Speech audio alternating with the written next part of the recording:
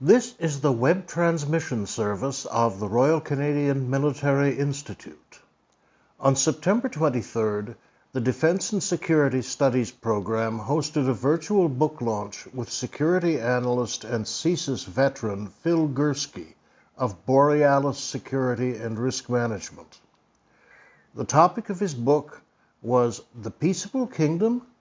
A History of Terrorism in Canada from Confederation to the Present. Thank you, Sylvia. If you'd be kind enough to take down our opening slide, that would be great. Wonderful. Good evening, everyone, and thank you very much for joining us for another RCMI Defense and Security Studies Program speaker event. We're really pleased to have Phil Gurski with us tonight. I'll tell you more about Phil in a few moments. Phil had intended to launch his book with us a few months ago and was unable to do so, and we were very anxious to get him back, so we're really happy that he's able to do that with us this evening. Last week, we had Dr. Barbara Perry talking about right-wing extremism in Canada. I suspect Phil will make some comments tonight about that subject. But that said, the purpose of tonight's event is really to assist Phil with his book launch. The book name which you saw earlier, and I have a copy of it right here to prove to you that I actually purchased it and I actually read it. It's called The Peaceable Kingdom, A History of Terrorism in Canada from Confederation to the Present. At the very end of the presentation tonight, we'll put that slide back up again to make sure that you have the most accurate information as to how to acquire that book, which I highly commend to you. Let me then begin, for those of you who don't know Phil Gurski, to introduce him to you. Some of you may realize that Phil has spoken to the RCMI back in the days of pre-COVID, which are becoming harder and harder to remember what those feel like. We were talking about that this evening, and it was an event that Phil came to and talked about, what is the actual threat from terrorism to Canada and what should we do about it. And it was an excellent presentation, well attended, and we actually wrote that presentation up in one of the subsequent sit reps. So we know Phil very well. You may not, so please allow me a couple of minutes to go over Phil's bio, if I may. So Phil is currently the president and CEO of Borealis Threat and Risk Consulting Limited, and he's also the program director for the Security Economics and Technology Hub at the University of Ottawa's Professional Development Institute. He worked as a senior strategic analyst at CSIS from 2001 to 2015, and he specialized in violent Islamist-inspired homegrown terrorism and radicalization. From 1983 to 2001, he was employed as a senior multilingual analyst at the Communications Security Establishment, specializing in the Middle East. He also served as a senior special advisor in the National Security Directorate at Public Safety Canada from 2013, focusing on community outreach and training on radicalization to violence until his retirement from the civil service in May of 2015, and as a consultant for the Ontario Provincial Police's anti-terrorism section from May to October of 2015. He was the Director of Security and Intelligence at the SecDev Group from 2018 to 2019, and Phil has presented on violent, Islamist-inspired, and other forms of terrorism and radicalization across Canada and around the world. He is the author of numerous books on terrorism and related subjects, and he regularly blogs and podcasts at different sites that I will refer you to shortly. He writes at his website, which we will put up. Actually, you will see it in terms of where the book is located, which is www.borealisthreatandrisk.com. You can learn more about Phil's background. You can learn more about the book, and you can learn more about Phil's contemporary activities and what he is involved in right now. So it's a great pleasure, Phil, to have you with us tonight. I'm glad you could join us, and we're looking forward to your discussion. As per normal, we will have a question and answer period at the end, and there's a couple of ways that you can do that. If you use the Q&A function that you'll find at the bottom of your screen. You can type a question in there and we can have Phil respond to that. And I'll be moderating those and monitoring those.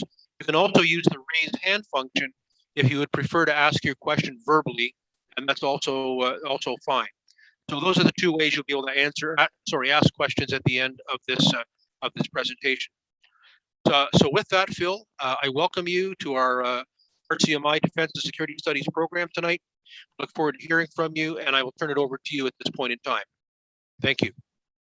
Great. Well, thank you, Dan, for that very, very kind introduction. And I do have fond memories of being at the Rcmi in Toronto in October of 2019. As you said, pre-COVID, which is straining all of our memories right now. And I find it almost ironic in hindsight that I gave a presentation on the terrorist threat to Canada, as you mentioned, and lo and behold, 3 months later, the greatest threat to national security became a virus that originated in China and had nothing to do with terrorists, unlike what Hollywood likes to tell us sometimes, where these bizarre plots with terrorists in laboratories in the middle of nowhere develop these viruses and spread them around the world. But I'm thrilled to be here. I want to thank the Rcmi staff for facilitating this session tonight. I get to talk for probably about 30 or 35 minutes maximum. I'd like to leave the floor open for questions and comments towards the end. And so if I go on too long, someone please tell me just to shut up, and we'll go on to more of a discussion. As someone who worked in security intelligence for more than 3 decades, as Dan outlined in his introduction, I'm a bit of a rarity in Canada in the sense that my so-called retirement from the public service, which is now bordering on 6.5 years, I've tried to continue a dialogue with Canadians about issues related to national security. And I'm a bit of a rare beast in Canada in the sense that there aren't a lot of formers, as we call ourselves, practitioners, whether it's with CSE or the RCMP or CSIS, who have deliberately chosen to engage Canadians on conversations about some pretty important matters and some pretty sensitive matters. As I'm sure the audience can appreciate, there's many things to which I had exposure in my time at both at CSE and CSIS that I'm simply forbidden from talking about still. But I feel it's important for Canadians in general to hear from those of us who actually, the term I use is worked at the coalface in national security, to gain a better understanding of what we saw as threats, how we dealt with them, and more importantly, where they're going. I find this is very complementary to the academic dialogue in this country. I think the two both have a very important place in our understanding of national security threats. I just wish that more of my former colleagues would come forward and share their perspectives on things. This book, my 6th book in 6 years, is really a summary, if you will, in many ways of my time at CSIS and working in counterterrorism.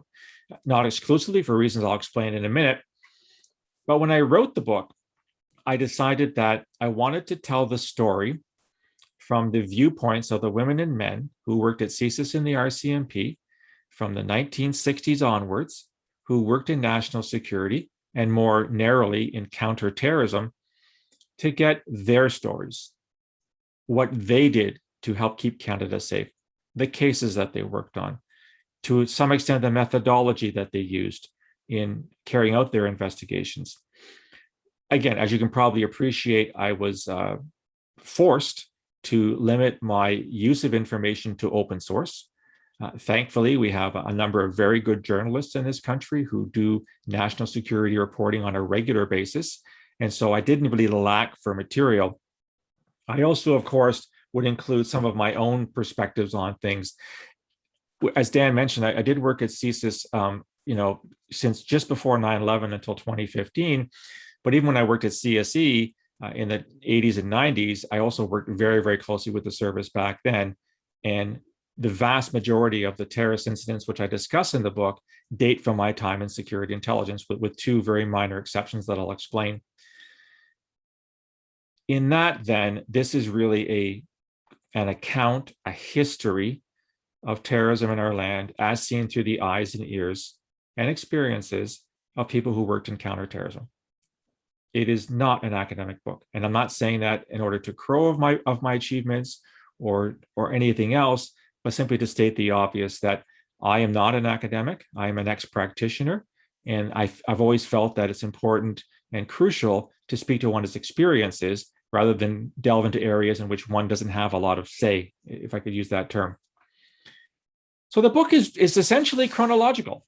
It starts way back in Confederation, and it goes until the latter half of 2019. The book was published in January of this year, and so I try to keep it as up to date as possible. A few things have happened since the book was published. As you're probably aware, publishing when you publish a book, you've got to stop your data gathering at some point. I guess I use my blogs and my podcasts and my website to talk about more current events. But the book does start way back, less than a year after we became an independent country on July 1st, 1867. The other interesting part about the book is not only is it chronological in nature, but I divided it into chapters such that I've captured some significant themes when it comes to the nature of terrorism in Canada. I also discussed the agencies which are responsible for doing counterterrorism, not surprisingly, RCMP and CSIS, other players such as D&D in places like Afghanistan, the CSE to some extent also play roles in this, but the two primary partners are the RCMP and CSIS. And I felt it was important to tell Canadians a little bit more about these organizations, how they work when it comes to counterterrorism. So let's go back to the beginning. When did terrorism start in Canada? For a definition of terrorism, I'm using the Canadian Criminal Code. Interestingly, we didn't have a terrorism offense in the books, on the law books, in Canada until after 9/11, until after 2001. And yet there definitely were terrorist acts, as we understand them today, which occurred not just in the 1960s and 70s and 80s, but i.e. before 9/11, but even in the 1860s. So that definition I'm using is essentially a serious act of violence, planned or perpetrated for political, ideological, or religious reasons. Now, those three terms, political, ideological, or religious, are controversial to say the least. There's a lot of arguments and differences of opinion on what constitutes an ideology, what constitutes a political system. Religion, not so much. I think it's fairly obvious to most Canadians. But I felt I wanted to use that definition explicitly in the book so I could narrowly focus on what I consider to be actual acts of terrorism rather than other acts of violence that, to my mind, are not terrorist in nature. I'm going to come back to that towards the end of my talk. So where did it all start? Well, it all started in April of 1868. We were not yet, I hadn't reached our first birthday as an independent nation from the United Kingdom when Thomas D'Arcy McGee, who was a father of Confederation, as the term was used, was assassinated on Spark Street in Ottawa. And the person who was caught, he was arrested, he was charged, he was tried, he was found guilty, and he was hanged, was a member of the Irish Fenians. Now, the Fenians were a group of Irish nationalists that arose out of the ashes of the American Civil War, who wanted to pressure Great Britain to grant independence to Ireland. They carried out a number of attacks in Ireland and England itself, but also the assassin of Thomas D'Arcy McGee was a Canadian Fenian. The Fenians actually invaded Canada over the border from New York State into the Niagara Peninsula back in 1865, 1866, and did so quite successfully in the initial hours and days of the invasion, and they were beaten back largely by students from the University of Toronto, as I understand it. It was really hard to find living sources that talk about the Fenians in Canada in the 1860s. Luckily, I struck up a friendship with Professor David Wilson, University of Toronto, who is Canada's foremost expert on the Fenians. And the source material that I used for that part of the book is derived almost exclusively from Professor Wilson's books and his studies, his research. And we walk through what happened, why it happened, and when it fizzled out. And just to let you know, Fenian acts of extremism are going on to the early 20th century. It wasn't just the assassination of Thomas D'Arcy McGee. That was perhaps the most serious violent event and actually an act of terrorism, but they did a few things in the 1880s, 1890s, and as I said, very early in the 20th century as well. The Fenian attack on D'Arcy McGee constitutes what has been called, what I'm calling, nationalist or ethnic terrorism.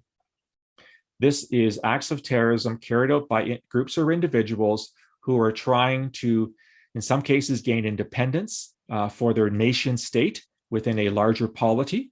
And I'll show you some examples of that. So the Fenians being a good example, as I said, of trying to establish an independent Ireland out of Great Britain in the 19th century.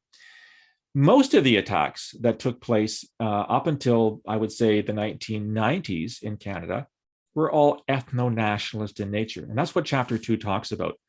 So the Fenians in the 1860s, then I talk about the FLQ in the 1960s. Of course, this was a group of violent extremists who killed half a dozen people, trying to force Canada to recognize an independent Quebec. Of course, culminating with the October crisis of 1970, in which a Quebec cabinet minister, Pierre Laporte, and a British trade representative, James Cross, were both kidnapped by the FLQ. Pierre Laporte, of course, was killed by them, and James Cross was rescued. I had the advantage of talking to an RCMP officer who worked the FLQ in the 1960s, and he was a great source of information, a lot of insight into how the FLQ investigations were carried out, the types of methodology, the human sources that they recruited, and what they knew about this bunch of terrorists that were essentially holding Montreal and other parts of Quebec hostage for the better part of a decade, from 1963 until the end of 1970 with the so-called October crisis. That, to me, is a classic example of nationalist terrorism. The next one that I talk about in great detail, which a lot of Canadians forget about, is Armenian terrorism in Canada. This was two acts of violence, both targeting Turkish diplomats in Ottawa in 1982 and 85, which were carried out by Armenians angry at the fact that Turkey, which was then the Ottoman Empire during the First World War, refuses to acknowledge that there was the so-called Armenian genocide in 1915-1916, when the Ottomans saw the Armenians as a fifth column and basically kicked them out of Turkey and had them go on essentially a death march eastward. Estimates range, several 100,000 people starved to death or froze to death during that march. And the fact that Turkey, which of course grew out of the ashes of the Ottoman Empire under Ataturk in the early part of the 1920s, refuses to acknowledge that they were behind that. So in 1982, a Turkish military attaché was assassinated on the Sir John Macdonald Parkway in Ottawa as he was sitting at a stoplight. The perpetrator was never found. And in 1985, a Turkish embassy was besieged by Armenian extremists. A security guard was killed. The ambassador escaped narrowly by jumping out of a second floor window, breaking his leg. Those two were caught and tried. It's interesting that I had almost a front row seat for both of those. In 82, I was actually driving back to my hometown of London. I'd spent a summer in Gatineau working as a student translator. And the day that the Turkish military attaché was assassinated, I was stopped at an RCMP roadblock that had basically blocked all the highways outside of Ottawa, trying to find the men who were responsible for that. And in 85, I was already working at CSE. And so I sort of saw right from the get-go how these acts of Armenian terrorism had plagued Canada. A book on terrorism in Canada, of course, could not be written talking about Air India in 1985, which at the time was by far the single act of aviation terrorism in history, planned and perpetrated by Sikh terrorists living in British Columbia. Again, these were people, members of Sikh extremist groups that wanted an independent Punjab carved out of India, and they felt that using terrorism was a good way to put pressure on the Indian government to acquiesce to their demands. Sikh terrorism was a major issue in the early 80s, mid 80s in Canada. And the fact that the attack took place in 85, less than a year after CSIS gained its independence from the RCMP security service, many people have speculated that CSIS was still finding its feet in how to do security intelligence investigations, and that may in fact have had an impact on their ability to identify and stop these extremists from planting bombs, not just on the Air India flight that hit the ocean off the coast of Ireland, but the one that killed two baggage handlers in Narita, Japan, another Air India flight that was flying westward across the Pacific. Another example of violent nationalist extremism that wasn't born in Canada per se. Most Sikh groups have a presence in the Punjab, and by the way, still exist, but it found a home amongst the Sikh diaspora, largely in British Columbia, but other parts of Canada.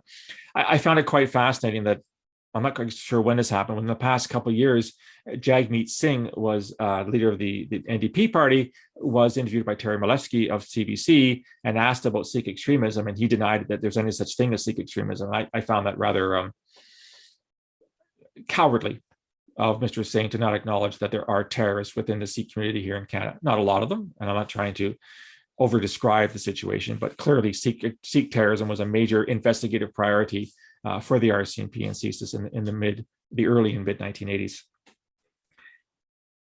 After that, we enter a new phase of terrorism investigation and terrorism threats.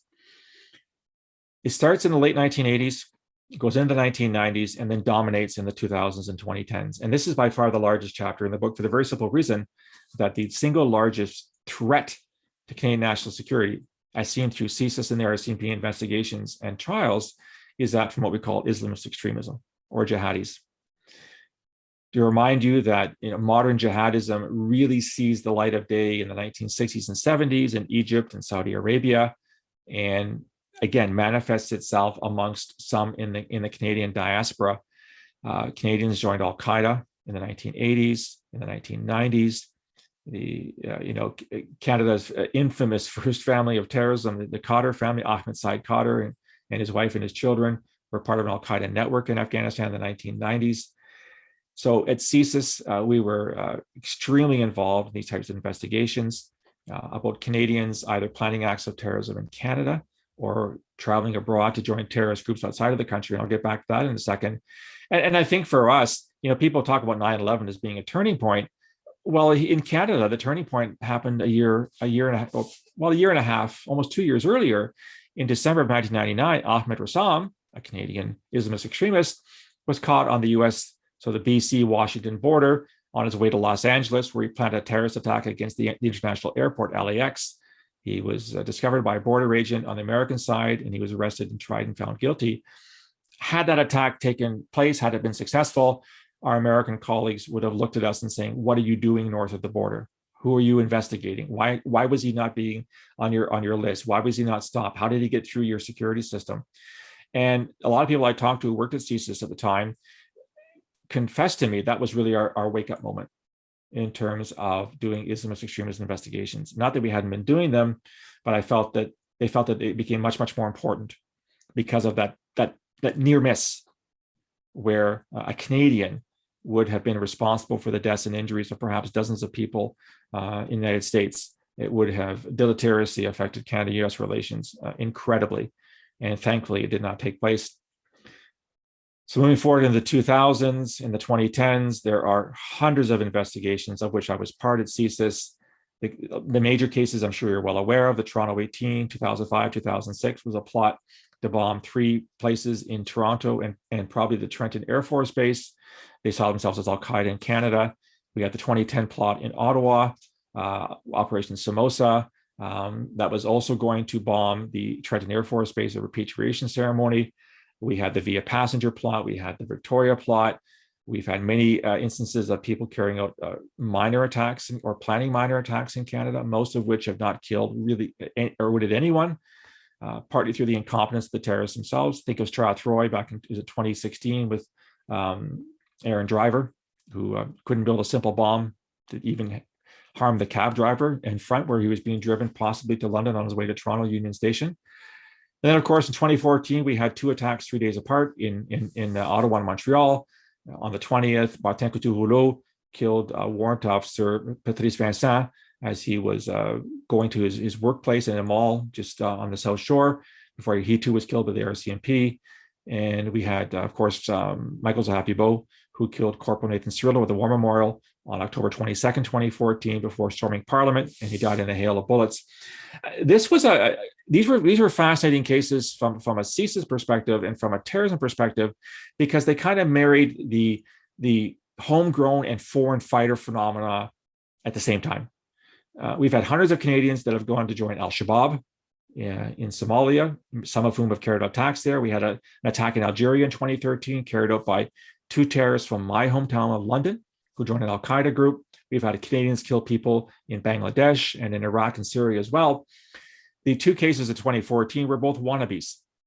They wanted to join ISIS. They wanted to leave Canada, but because they had crossed our radar and had their passports canceled, they were forced to carry out their attacks in Canada, resulting in the deaths of 2 members of the Canadian military. And then there were sundry cases, and Rahab Dugmash in a Canadian Tire in Scarborough a few years later, et cetera, et cetera, et cetera.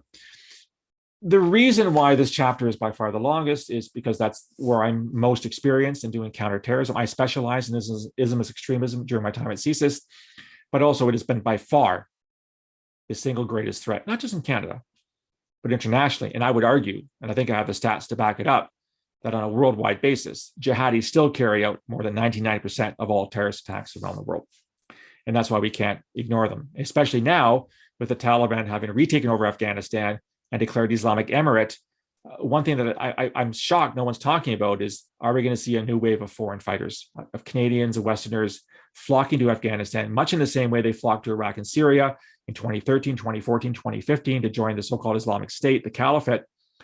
I'm hoping that the Rcmi and CSIS are ramping up their investigations into possible Canadians seeking to go to Afghanistan to join this new nirvana of Islamic government as they see it. The next chapter is a shorter one, and it talks about what I'm calling other forms of terrorism, which I divide into left-wing and right-wing. The terms are not well defined, I think, in general parlance, but I'm going to use them. There were attacks by people out in BC, the Squamish Five in the early 80s. There was an attack on a Lytton factory outside of Toronto that made guidance systems for cruise missiles. And these were left-wing terrorists in the sense that they were anti-military, pro-environment, and they said they wanted to punish Canada for our foreign military policies. The other investigations are far-right investigations. CSIS had a very robust far-right terrorism investigations in the 1990s. If you remember the Heritage Front, it's been lots been said about that. People like Ernst Zundel. These are right-wing people that are a dog's breakfast of white nationalists, white supremacists, neo-Nazis that subscribe to that kind of ideology. And in all honesty, the threat was rather minimal in Canada through the better part of the 90s and 2000s. But in fact, we did have a terrible attack in January 2017 by Alexandre Bissonnette at a mosque in Quebec City, in which 6 people were killed at prayer and several others were wounded. He too had right-wing leanings, I would say. For many people, this seems to be the new priority, looking at right-wing extremism. As some of you may have heard Dr. Barbara Perry speak a week or two ago. I think Barbara Perry is Canada's foremost expert on the far right. I've had her on my podcast several times. I'm in disagreement on some parts of this, though. There are those that want to lop in violent incels, involuntary celibates, as right-wing terrorists. Like, think of Alec Manassian in Toronto on Yonge Street. There's another case from a year and a half ago of a young man in Toronto, apparently a violent incel that killed one woman at a massage parlor. It goes back to what I mean by ideology. Is incel an ideology? Is it a political system? It certainly isn't religious in nature. And I think the jury's still out on whether we should look at this primarily as a hate crime or violent misogyny or terrorism. I tend to go more towards the former. I don't see this as terrorism. Many people disagree with me, and they're certainly entitled to their opinion. I think we want to be very careful at lopping too much into the terrorism basket, because it puts incredible pressure on CSIS and the Rcmi and their partners to have to investigate it. Similarly, an attack, again, my hometown. I keep raising London, Ontario a lot. Just recently this summer, where a young man ran over a Pakistani family, killing 4 and wounding 1. He's been charged with terrorism. I don't see it. I see this at most as a hate crime. I see nothing in the public domain to suggest that he was ideologically motivated. We'll see what happens when the trial comes out. Where that leaves us as of late 2021 is that CSIS, from a counterterrorism investigation perspective, and I have talked to many of my colleagues who still work there, they are still going flat out on terrorist threats from across the spectrum. So jihadis, yes, are still there. Right-wing extremists, yes, are there. I'm guessing there's a concern about left-wing extremism growing. People that might want to carry out attacks to protest the lack of attention to global warming or environmental damage. And the problem that you have is that you start putting too many priorities on the security services, and they have to make decisions on where to put the resources. I can tell you honestly, from my time at CSIS, and yes, I've been gone for 6.5 years, but I'm very skeptical. Think much has changed in that in the intervening time. You have far too many things to do with the resources that you have. And I do not think that in this era of COVID, with the massive budget deficits that we've incurred to help the economy, help Canadians who lost their jobs, that CSIS and the RCMP are going to need more resources anytime soon. I talk about these in the last chapter, which I think are the challenges to security and law enforcement in Canada. Resourcing is a big one. The ability to use intelligence in cases is another one. CSIS collects intelligence, it does not collect evidence. There are mechanisms by which CSIS can share information with the RCMP, but CSIS intelligence is not collected to evidentiary standards and is not therefore usable in Canadian court. There's an interesting case that's been unfolding in Ottawa for the better part of 4 or 5 years now, where a recruiter for ISIS, a man who was originally arrested in conjunction with Operation Somoza back in 2010, was released, got rearrested because he was sending people to Iraq and Syria to join ISIS. The defense now wants to see what CSIS knew about him. And normally CSIS says that's none of your business. This is not a CSIS case, this is an RCMP case. Depending on how the judge rules in this case, if he does open the books to what CSIS intelligence said about this individual, it would have a profound effect on how CSIS does its job. And most importantly, a deleterious effect on CSIS's ability to recruit and handle human sources.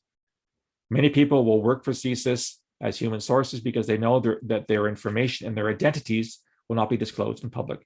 Whereas if you're an RCMP agent, you're told you may in fact be standing as a witness in the box in a courtroom.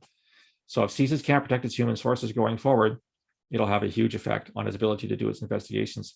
The other challenge, of course, is simply the amount of information that they have to troll through. So when I worked at CSE in the 1980s and 90s, I was actually the head of collection at one point. And even then, my people who reported to me would describe the challenges they faced as drinking from a fire hose. There was so much information we were collecting, and it was simply humanly impossible to go through it all. And we didn't have the artificial intelligence and algorithms to, pick out the intelligence pieces that easily. I'm sure that technology has changed, but also the fire hose has now become the Hoover Dam or Niagara Falls. And I think that security intelligence services and law enforcement are faced with this incredible challenge of trying to wade through the data that's out there. And here's the issue. The vast amount of people that go on social media and say stupid stuff never have any intention of doing anything about it. They have neither the capability nor the actual intention of carrying on an act of violent extremism. But you don't know that until you have a look at them and until you investigate and maybe talk to them to see what their intentions are or are not. That takes time. And I think that given the incredible amounts of social media platforms out there, that's a real challenge. I would also caution, though, that a lot of people saying that the massive increase, let's say in QAnon, conspiracy theories, anti-vaxxers, et cetera, is an indication of future violence. It is not. It is not a one-to-one mapping between online posting, online venting, online rabid messaging, and real-world acts of violent extremism. The vast majority of jihadis we investigated never did a damn thing in the 2000s and in the 2010s. I think it's the exact same for the far right, and probably the same thing for the far left. All in all, one of the reasons I wrote the book was very simply to acknowledge the contributions of the women and men of the RCMP and CSIS, who went to work every day with one goal, one task, and one task only. And that's to carry out investigations to help keep Canada safe. And, in 154 years of history in this country, if you use the broadest definition of terrorism possible, where you throw in Alec Manassian, which I wouldn't, and you throw in other things that have happened, there have been, on average, a terrorist attack in Canada, on average, every 7 years. One attack every 7 years. To put that in context, in Afghanistan, over the past 15 years or so, there have been several attacks per day. In Somalia, Al-Shabaab carries an attack every week since the mid-2000s. In Nigeria, Boko Haram and Islamic State Western African Province carry out attacks on at least a monthly, if not bi-weekly basis. Here in Canada, one attack every 7 years on average. So the takeaway from that is that while terrorism is real, and we need to devote the resources of our organizations to look at it, to stop it from happening, it is not an existential threat. And I would argue it is almost a rounding error in terms of our statistics here in Canada, in terms of deaths. I think that we lose a lot when we over-exaggerate the threat from terrorism in Canada. And that may seem strange coming from a guy that's written 6 books on the topic. But as someone who worked in counterterrorism, it's important that we recognize that this is manageable. And I see no reason to believe it's going to become unmanageable anytime soon. More terrorists will develop in Canada, more plots will develop, more Canadians will join terrorist groups abroad. But I have no reason not to be optimistic. I'm a glass half full kind of guy to think the situation will become that much more serious in the intervening years and decades to come. With that, that's a brief overview of the book itself. As Dan has said, there is a link to this that you can get it. It's self-published. This is my only one that's been self-published. During COVID, a lot of the publishers scaled back on their publishing. So if you want a copy, you have to get it through me. It's economically priced, and you get it signed if you buy it through me. So it's on the website, and I'll open it now to questions. Over to you, Dan.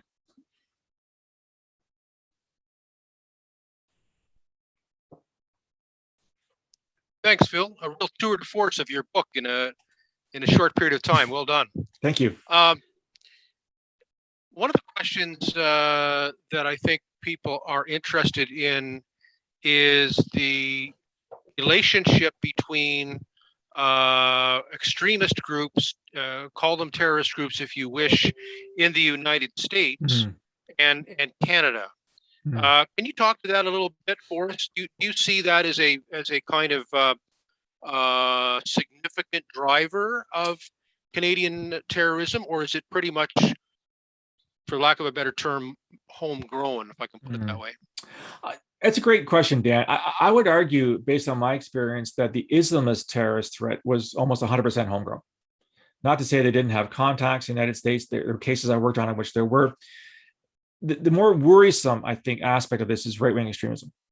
So the FBI has stated, Department of Homeland Security have stated quite categorically that now the what they call domestic terrorism, it's a terrible term the Americans use, but they have really wonky ways of looking at terrorism from my perspective.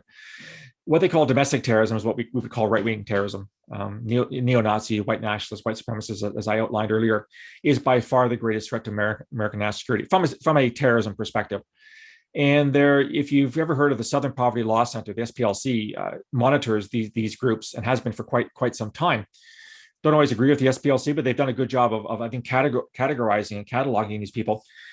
There's no question that right-wing groups in the United States have influenced events here in Canada. I mean, take a look at the Proud Boys as an example. So the Proud Boys, even though they were founded by a Canadian, are primarily an American group. And they are the ones that organized the January 6th uprising, what I call a frat party gone wrong outside the Capitol. And of course, the Trudeau government decided to list the Proud Boys as a terrorist group back in March of this year, I believe, which I fundamentally disagree with. The Proud Boys are not a terrorist group. They are, my technical term is they're basically a bunch of useless wankers that couldn't organize a proverbial piss up in a bar. But anyway, that decision was made. You have groups like the 3%ers, which is this mythical notion that 3% of Americans took part in the American Revolution in the 1770s, and these people are now the spirit of revolutionary fervor. There are 3%ers in Canada. We didn't have an American Revolution. We didn't have 3% of Canadians doing anything in the 1770s. And so there's no question that there's influence in the state. We have Soldiers of Odin chapters in Canada. The Soldiers of Odin, it just sounds like a really bad Hollywood movie, they're a Finnish group. They're a Finnish Norwegian group, and they're very much white supremacists, and they have chapters here in Canada, and they ride motorcycles with really cool logos and that kind of stuff.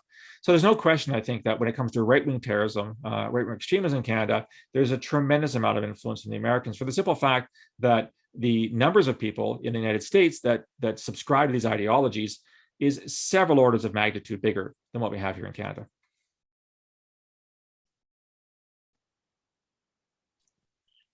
So another question,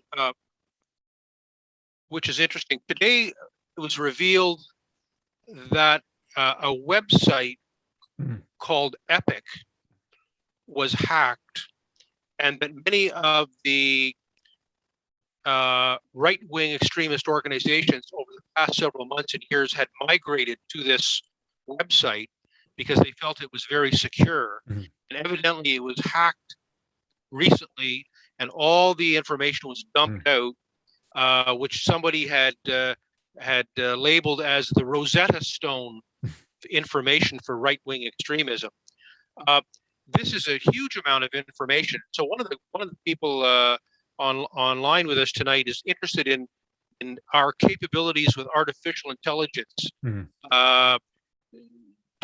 I know you can't really speak to specific capabilities for security reasons, but I mean, does Canada have sort of capability in general terms that could manage a huge amount of data like that and actually extract information quickly that would be of operational use? I think the answer is yes. And the way I'll answer this, Dan, is I'll go back to CSE. So this may surprise some of the attendees, but the CSE I worked with didn't have a counterterrorism mandate. We never worked counterterrorism at CSE at all, never, in all of my time there. In fact, when 9/11 happened, I was seconded to CSIS. So I still a CSE employee, but seconded to CSIS. And I got a phone call from my boss saying, get your butt back here because we need you. And I went back to CSE and I said, there's nothing here. We have no intercept. We have nothing that can help the Americans understand what just happened today. Send me back to CSIS so I can help them understand what they're seeing. I know for a fact that that's changed, that CSE has a very robust counterterrorism effort, but it is in the post 9/11 period. And given that CSE has tripled in size since I was there, we were about 1,000 strong when I left in 2001. And I think they're somewhere north of 3,000 right now with a brand new headquarters right beside CSIS headquarters in Ottawa. I'm guessing they do have that capability. I've seen the computer center at CSE. It is incredibly large. And I'm guessing they do have the systems in place to troll through the information. You know, that discovery or that dumping, if you will, by Anonymous is it's part of what you call naming and shaming, right? And we certainly found after the Proud Boys listed as a terrorist entity in Canada earlier on this year, a lot of Proud Boys chapters folded. They didn't want to find themselves on the terrorist entity list, and they probably thought, yeah, the gig is up, and I'm not going to do this anymore. So I think the answer is we're better than we used to be at managing this data. But let's face it, Dan, as I said before, if drinking from the fire hose in 1998 became drinking from Niagara Falls in 2019, there's no way that any organization can control through this stuff with any kind of efficiency. As to the role of AI, I don't know.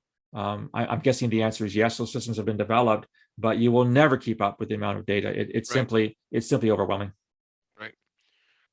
Sylvia, I think one of our participants, Diane Maddox, has an interest in making a comment. Do we want to see if we can unmute Diane and ask her to make her comment? That would be great.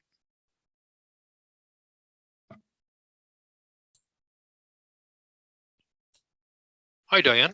Hi, Dan. I Go just ahead, wanted to say that I hope Phil also has a contract to work with the Canadian Armed Forces.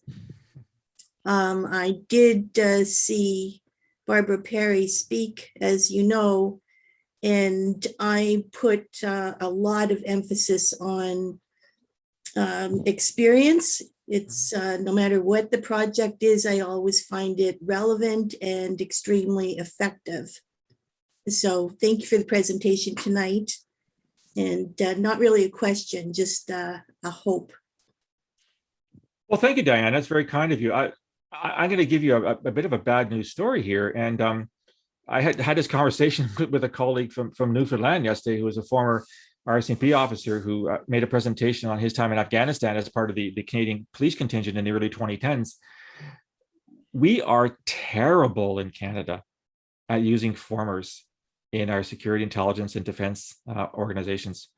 I don't know what the problem is, but there are very few of us, as you said, with the experience. In my case, more than 3 decades, 15 years in counterterrorism, 6 books from the topic from a practitioner perspective. There isn't an open door policy. I don't know why. The Americans and the Brits are very much the opposite. They stay in touch with people who've retired and moved on for the reasons that you just defined. People with experience. It's not a matter of going and telling them how to do their jobs, but terrorism is terrorism, and you would think that people who worked on counterterrorism cases for a long period of time would have some interesting insights on current investigations, but no. In all honesty, Diane, I've been retired for 6.5 years. I've been inside the CSIS building twice in 6.5 years. I've been inside CSE once. The Rcmi pee a couple times, but no, there isn't simply that desire to take advantage of the knowledge and experience that the women and men that worked in our security organizations have brought to bear. I don't get it. I really don't. And I'm not saying that in a way that, oh my God, you're not talking to Gurski, you don't know what you're talking about. But it just seems to me such an incredible waste of experience that's not being taken advantage of. Maybe I wish it were that'll different. change. I wish it were different. I'd be more than happy to, lend whatever insight I could into what's happening right now. But it, like I said, and anyway, that's the way Thank it you, is. Phil. Thank You're you. most welcome, Diane. Thank you, Diane.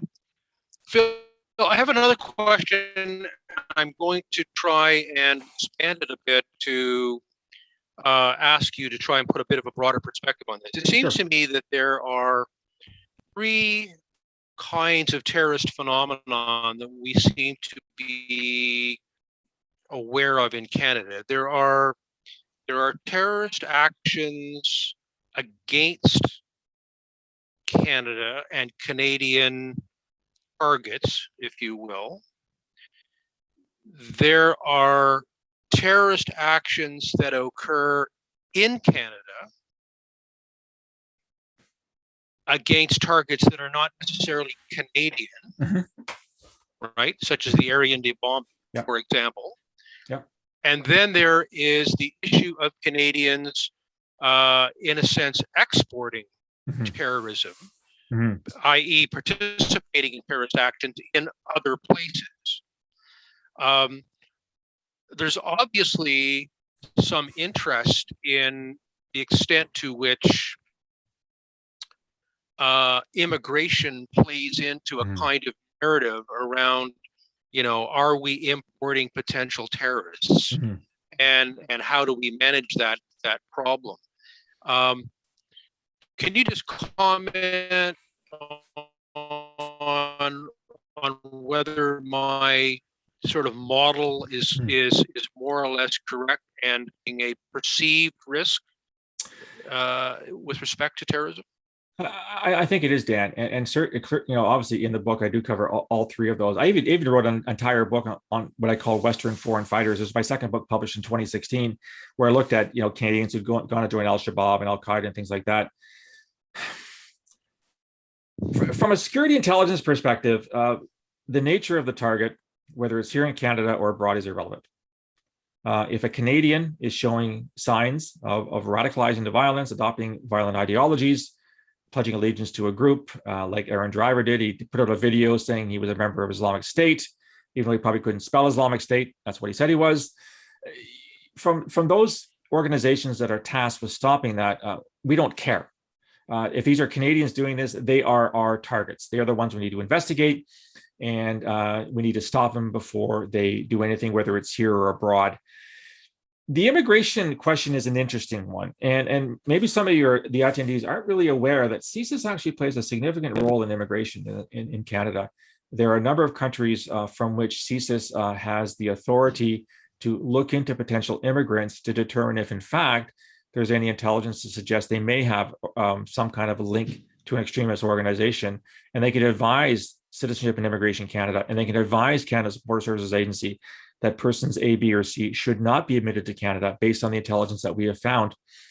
System's not perfect. Some of the attendees may have heard of what are called national security certificates. I worked on many of them here in Canada. We've had people in this country for decades who came here under false pretenses that are actually members of terrorist groups, and we have been successful in deporting a couple. In fact, some of them have retained Canadian citizenship despite the advice that CSIS gave, and in some cases are actually suing the government for their treatment by the security services over the period of years, if not decades. I don't want to overplay this hand. Some political parties have done so historically in this country. 99.999% of immigrants to this country are great Canadians. I myself am third generation Eastern European Canadian. My grandparents came from the Ukraine and Poland in the late 19th and early 20th centuries. But there's no question that we do run the risk of people coming to this country with nefarious intent.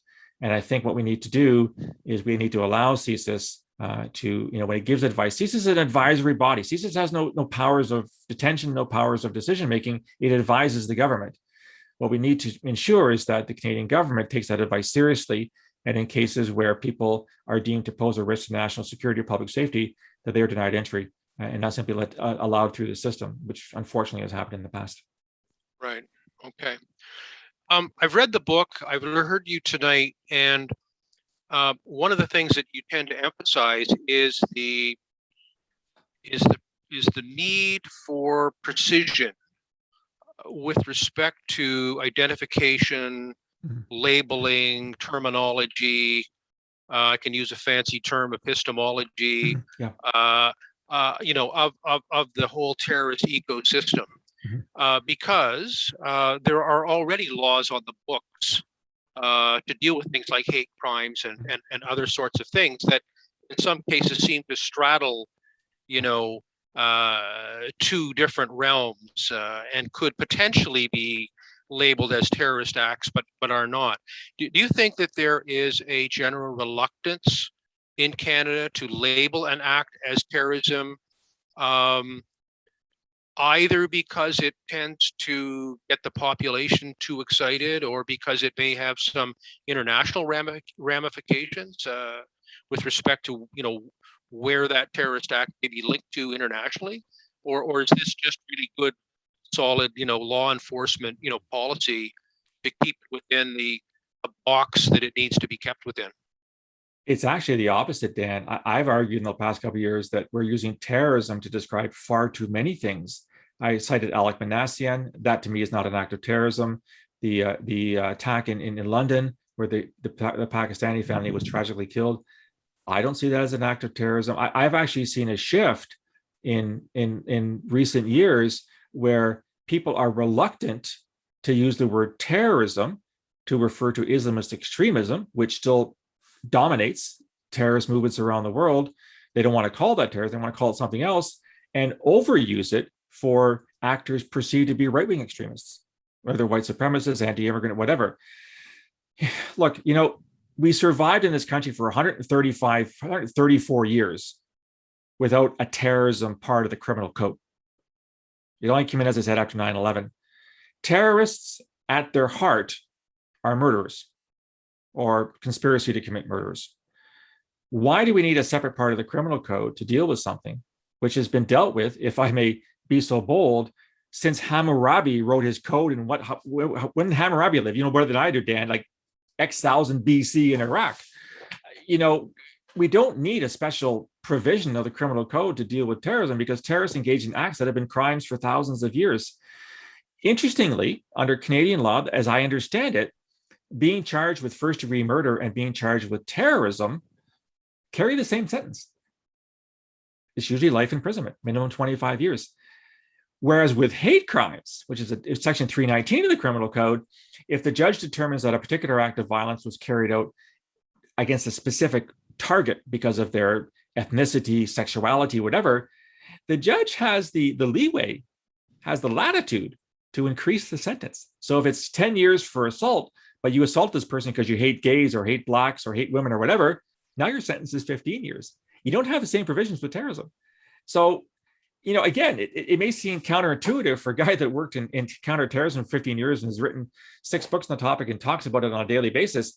We could get rid of the terrorism part of the criminal code tomorrow, and it wouldn't make a whit of difference in our ability to prosecute people for murder, attempted murder, or conspiracy to commit murder. I've often said that, when all things are terrorism, nothing is terrorism. And I'm really afraid we're going down this road, and I have some pet theories as to why we're calling far too many things terrorism. And, I can foresee a day when spousal abuse, which is a serious problem in Canada and many nations around the world, starts being called acts of terrorism because it fits an agenda. And that would be a tremendous mistake, because when you call something terrorism, you then call in other agencies to take care of it. And I know for a fact, as I said earlier, my former colleagues at CSIS and the RCMP are already running to stay in the same spot in terms of their investigations. When you put more on their plate, that just means they get more and more diffused and spread out far too widely. and therefore can't do things effectively. So I would argue we got to stop talk so much about terrorism. We've had terrorism on the brain since 9/11. There are other ways to deal with this phenomenon. Yeah. Can you give one of our attendees a sense of the importance and relationship with local police services and the importance that they play in this mission? The way that I see it, local police forces are force multipliers, if I can use that term. It sounds almost tautologous. You know, I did work for the OPP in 2015. I got to see how the anti-terrorism section works for the Ontario Provincial Police. You know, there are a lot more municipal police officers across country than there are CSIS personnel or RCMP personnel. And therefore, you can use those people to help in your investigation. In fact, during the Toronto 18, which I worked daily from mid-2005 until their arrest in June 2006, we relied on Durham Regional and York Regional and other parts of the Toronto Police, the GTA police services, because they could help us our investigations. They could help us in doing surveillance, for example. Often the challenge with working with police is the classification one. Very few police officers have top secret clearances. I don't know, do they even have secret clearance? I don't know. I never worked as a police officer. And therefore the sharing of information is limited. There are fences around information that can be shared. But having said that, I'm a huge proponent. I mean, first of all, I'm a huge proponent of law enforcement in general. And I think that they could be brought in to help with these types of investigations simply because it puts more boots on the ground and it throws more people at the problem that you're trying to solve. So I think it'd be an excellent idea. Okay, great stuff. I think the last question,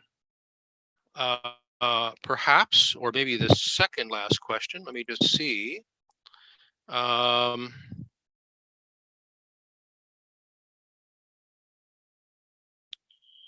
Yeah. So one of the counter arguments that might be made is that, again, understanding the limitation of resources, that if an act is labeled as a terrorist act, assuming the resources are available, does it not open up more avenues of investigative tools and resources to deal with it? So aren't we potentially limiting ourselves in a sense by having an extremely limited definition of what terrorism is? I don't think so. So CSIS, under Section 2 of the CSIS Act, which came into effect in June of 1984, CSIS is authorized by the government of Canada by an act of Parliament to investigate 4 major threats within this country. Sections 2A through D. So foreign espionage, foreign interference, terrorism, and subversion. That's not going to change. CSIS can investigate until the cows come home under those 4 clauses of Section 2. The only change that would happen is that, once the information is shared with so CSIS does its investigations when something appears to be crossing the criminal threshold. CSIS gets out of that game because it doesn't do criminal investigations. That's what the RCMP does. When the information is passed on to the RCMP in a minimalist fashion to allow the RCMP to begin their own separate parallel investigations, they could go ahead and investigate and arrest a guy in charge of attempted murder. I mean, they don't have to charge him with terrorism. That doesn't preclude CSIS from doing terrorism investigations. It's just when it comes to the actual decision on what charges to lay and therefore how to go to a Canadian court to prosecute these people. That's what I'm arguing, is that it's not that you can't investigate terrorism. You don't have to charge people with terrorism to get the same results. Okay, that makes sense. I get that. Okay. Is there any, you've obviously stressed, here's another question. Interesting. Question: where does Indigenous insurrection fall? Is that a terrorist action? Thinking of Oka, thinking of blocking the rail lines. I'm sure that's a very sensitive question. I'm sure. Well, yeah, it is. But I mean, I'll call a spade, Dan. Within the last few months, we've seen a number of church burnings across Canada after the stories that came out of the burial of Indigenous children in the residential schools over the period of decades. A number of churches were burned. You can't tell me that those were acts of serious violence. They were. I don't think anybody was killed, but churches were burned down, and they weren't political acts. Of course, they were political acts. They're making a political statement, so they were acts of terrorism. And yet I don't recall anyone in the Trudeau government or in any mass media in this country suggesting those are acts of terrorism, because you'd be crucified for saying so because of the political atmosphere right now, given Indigenous relations, given, their whole history of our treatment of Indigenous people here in Canada. But if you're to look at it objectively, based on the facts, based on what the law says, the people that burned those churches down were domestic Indigenous terrorists. If they catch anybody, will they be charged with terrorism? I wouldn't bet the mortgage on that one. Yeah. Bill, the very last question, because we've come now past our 8 o'clock time frame. What's your general assessment then? You mentioned that, on average, Canada has experienced one terrorist act every 7 years. There seems to have been sort of an uptick in the media attention around right-wing extremism, particularly the Proud Boys. We're not sure what it is they're exactly proud of, or how that name links into other related ideas like Canada Proud, Ontario Proud. We're not sure. But what's your assessment? Do you think that there's a likelihood that there will be an increase in frequency? And if so, if that were to happen, where do you think that would emanate from? Right.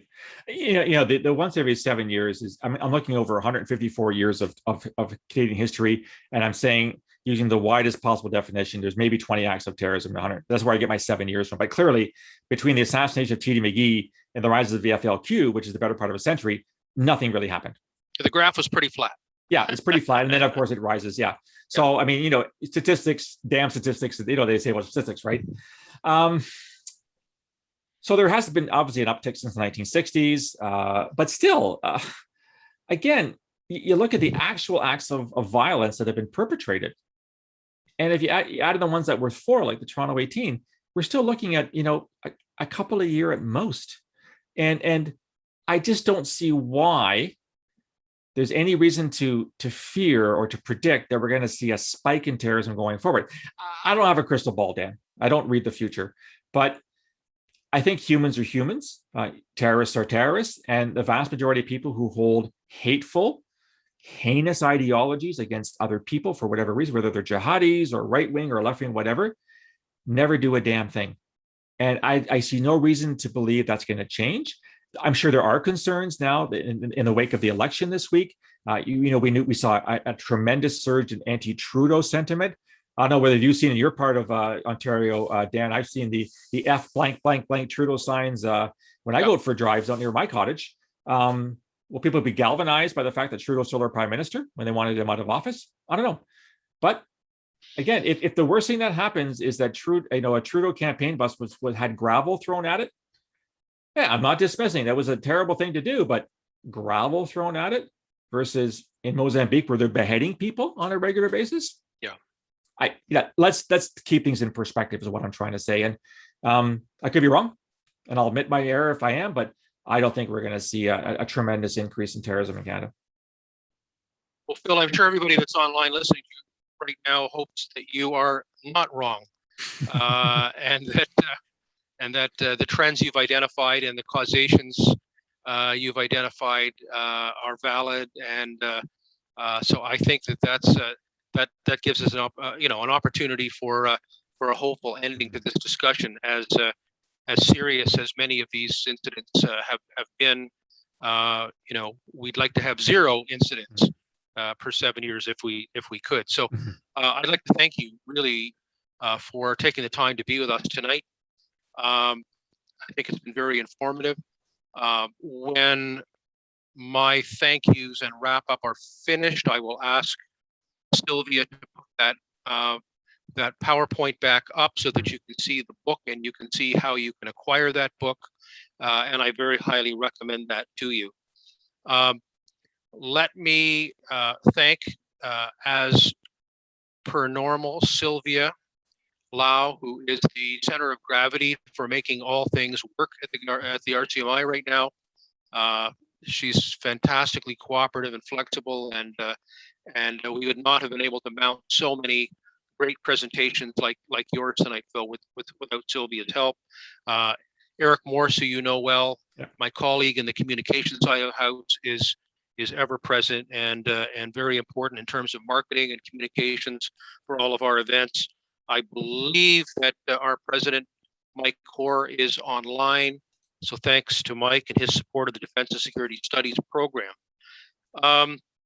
As is my wont, allow me to do a little bit of advertising. Next month in October, we will have Dr. Richard Samuka from the Macdonald-Laurier Institute talk about Canadian and U.S. military relations in the post-Trump era. And there's a number of very interesting developments and dimensions that occur there.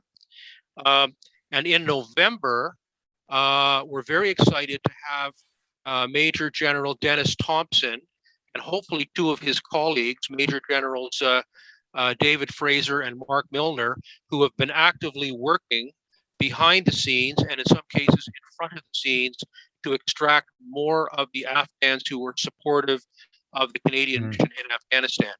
And they're going to come and talk to us about their experience, why this is important to do. So we're trying to get a date nailed down. They're all busy folks, but it should be somewhere in mid-November. So we're looking forward to that. And as soon as I have the date, I will let you know.